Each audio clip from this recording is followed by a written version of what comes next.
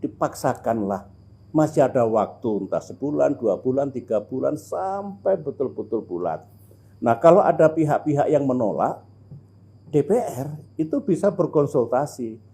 Pemerintah juga begitu. Kalau konsultasi itu jangan hanya kepada unsur-unsur yang setuju. Nah, itu menurut saya sudah setuju kok. Justru yang belum setuju itulah diajak bicara. Insya Allah ada titik temunya.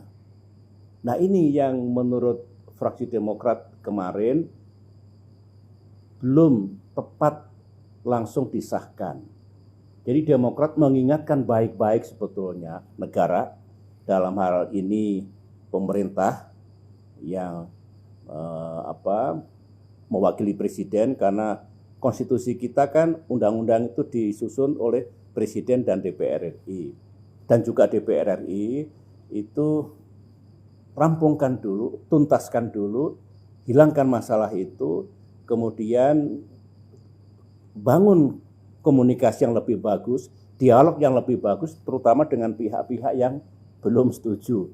Itulah sebetulnya keinginan, maksud, dan sikap, boleh dikatakan tegas, untuk kebaikan dari Partai Demokrat kemarin. Jadi kalau itu lantas dianggap Demokrat melawan negara, ya tidaklah. Demokrat ini kecil sekarang katanya, dan kita juga di luar pemerintahan, kita tahu diri. Ya, tempat kami untuk bersuara di situ. Kalau kami ada di pemerintahan, pastilah mengingatkan juga. Ayo kita tuntaskan dulu, jangan terlalu banyak masalah. Mari kita bangun komunikasi lebih bagus lagi dengan semua pihak. Kan begitu. Karena Demokrat tidak punya peluang, tidak punya jalan untuk itu, ya bersuaranya di DPR RI. Dan kemarin itulah tempatnya, sidang paripurna DPR RI. Mestinya begitu. Jadi sebenarnya Partai Demokrat tidak keberatan atau setuju terhadap undang-undang yang bertujuan meningkatkan investasi dan lapangan kerja, Pak? Demokrat itu kan pernah berada di pemerintahan 10 tahun. Saya yang mengemban amanah. Jadi mesti mengerti bahwa negara, pemerintah itu perlu dari masa ke masa meningkatkan perekonomiannya, meningkatkan pertumbuhannya melalui misalnya investasi. Dengan pertumbuhan ekonomi yang bagus, maka lapangan pekerjaan akan tercipta.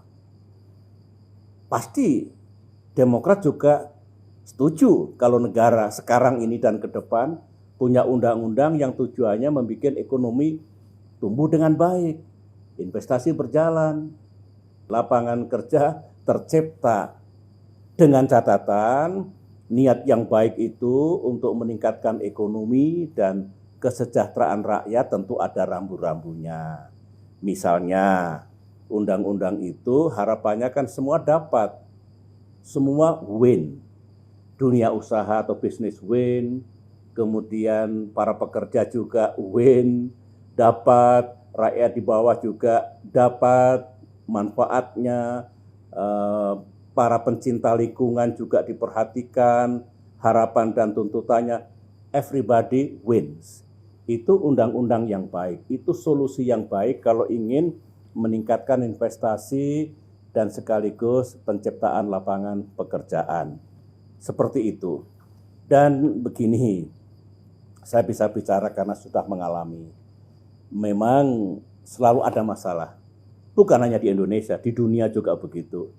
Dalam bidang perekonomian, dalam menjaga pertumbuhan, dalam menggalakkan investasi, hubungan antara perusahaan dengan pekerja, hubungan antara negara dengan rakyat, hubungan antara pemerintah pusat dengan pemerintah daerah, selalu ada. Oleh karena itulah undang-undang yang baik dan tepat diwadahi semua itu, dan begitu dijalankan semua dapat. Sehingga kalau kemarin masih ada konflik, katakanlah kepentingan antara negara pemerintah dengan yang lain, antara bisnis dunia usaha dengan yang lain, berarti masih ada masalah. Oleh karena itu Demokrat setuju sekali kalau kita punya undang-undang yang bisa menggalakkan ekonomi kita. Dulu kalau kami tidak berupaya untuk menggalakkan investasi, ya tidak mungkin ekonomi tumbuh relatif tinggi, pengangguran turun, kemiskinan turun, GDP naik 400%, income per kapita naik 350%. Jadi ya produk dari itu, apa yang kami lakukan. Nah kalau pemerintah ingin lebih meningkatkan lagi, bagus sebetulnya. Karena tidak mungkin rakyat mendapatkan pekerjaan kalau ekonomi tidak tumbuh. Kalau nggak punya pekerjaan, nggak mungkin dia punya daya beli dan penghasilan yang baik. Kita tahu semua, saya mengerti sekali.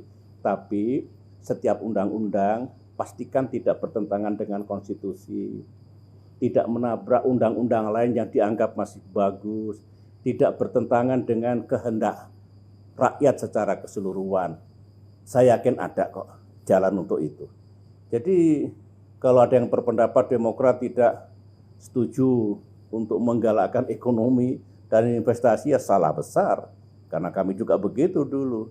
Tetapi ya sudahlah, yang penting kami punya posisi yang jelas dan kami pertanggungjawabkan semuanya itu. Meskipun sekali lagi saya tidak ikut secara teknis dan setiap hari di sana, tapi saya yakini Demokrat punya niat dan tujuan yang baik. Tadi Bapak sempat bilang dulu juga pernah difitnah ya Pak, menggerakkan dan membiayai gerakan 411 di Jakarta. Iya. Bagaimana ceritanya Pak dan siapa yang memfitnah? Itu sudah lewat ya. Sudah 4 tahun yang lalu saya tahu.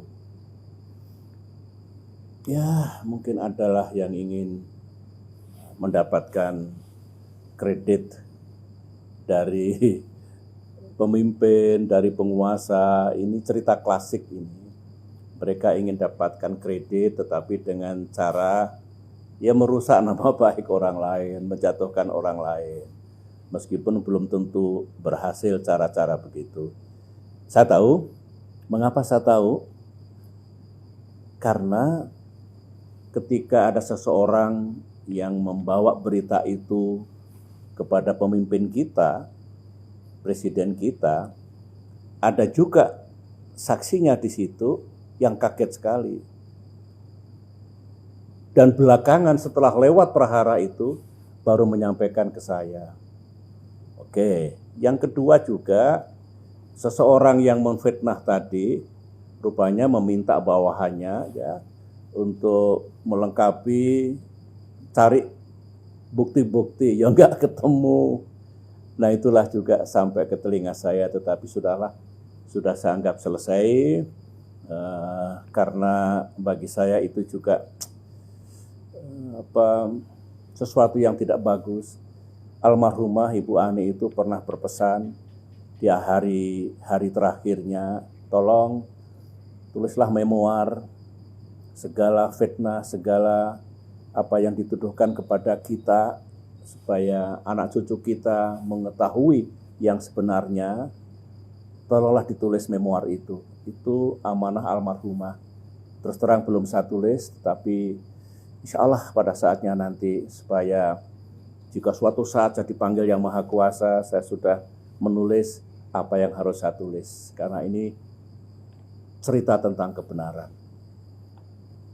Bahkan katanya Bapak saat pertemuan dengan Pak Jokowi sampai harus mengklarifikasi Pak. Apa presiden kita termakan Pak dengan tuduhan dan fitnah itu? Ini menarik gini.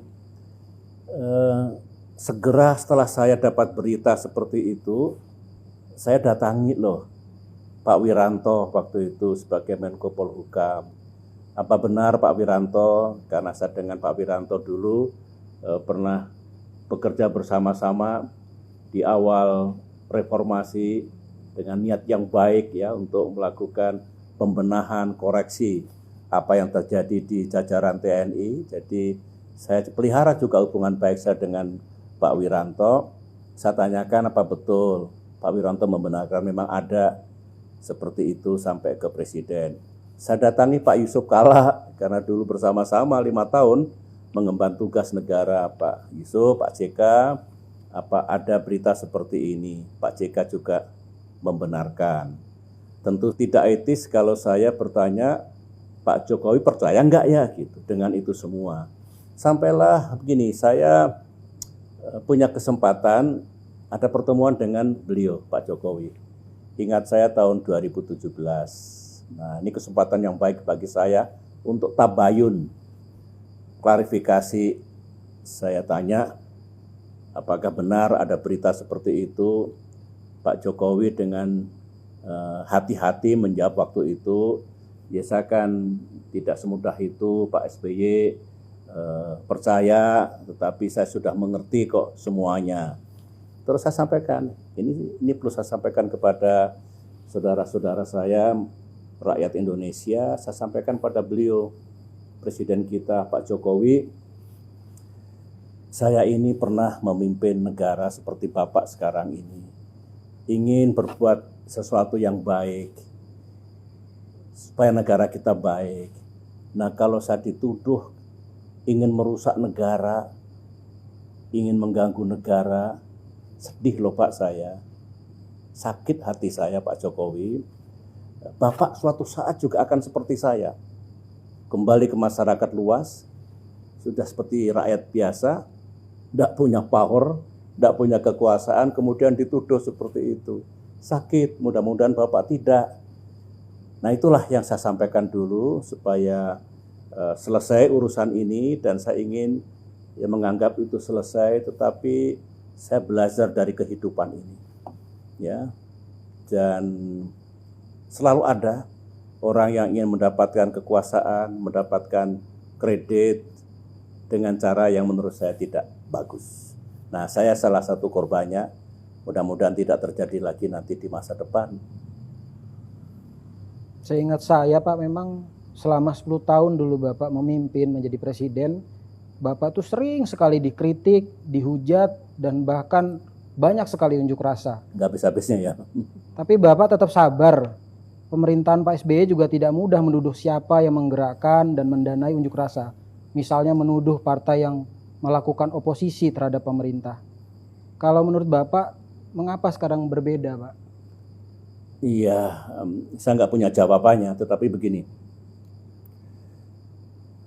Kalau seseorang sedang mengemban amanah, apalagi memimpin Indonesia, menjadi presiden, harus siap-siap seperti yang saya alami dulu, dikritik, difitnah, dihujat, kadang-kadang berlebihan ya, sampai Ibu Ani di tengah keheningan malam suka sedih, dan kami saling menguatkan hati kami, harus kuat, harus sabar, ya memang beginilah, sedang mengemban amanah, semua diarahkan ke kita, tapi percayalah akan kita lalui semuanya ini. Seperti itu. Dan saya kuat. Kalau saya nggak kuat, nggak mungkin selesai mengemban tugas sebagai presiden. Kalau saya nggak kuat, tidak mungkin saya bisa bekerja untuk meningkatkan ekonomi, menjaga demokrasi, tegaknya hukum dan keadilan, hubungan internasional yang baik, dan sebagainya. Kalau saya tidak sabar, kemudian melakukan tindakan yang tidak sepatutnya saya lakukan. Jadi mengapa saya dulu bisa, itu yang ada dalam pikiran saya, dan kebetulan almarhumah betul-betul mendukung sikap dan tindakan saya itu. Nah, yang kedua, suudzon itu tidak baik.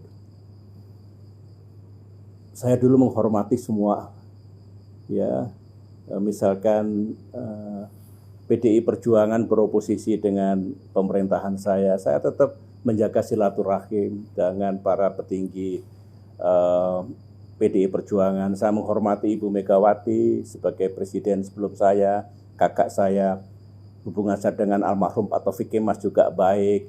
Jadi tidak ada masalah apapun, dan saya tidak mudah untuk mengatakan yang menggerakkan ini, partai ini yang beroposisi. Bisa salah loh. Dan itu lebih baik sangka daripada buruk sangka. Begitu. Dan saya tidak bisa menasihati siapapun, tetapi saya dulu alhamdulillah lulus menghadapi ujian seperti itu. Dan kuncinya adalah kita respect kepada pendahulu-pendahulu, kita menghormati siapapun, tidak suudzon, karena kalau buruk sangka itu bisa salah, berdosa kita. Nah itulah, kalau saya ditanya masa lalu saya dulu yang tidak mudah sebetulnya, tapi alhamdulillah saya lulus dari ujian sejarah. Begitu. Ya, Alhamdulillah. kira-kira Matur begitu. nuwun loh Pak, ini udah Iya. berkenan ngobrol santai Pak. Oke. Selamat istirahat Pak. Thank you, Matur makasih, nuwun. makasih, makasih semuanya.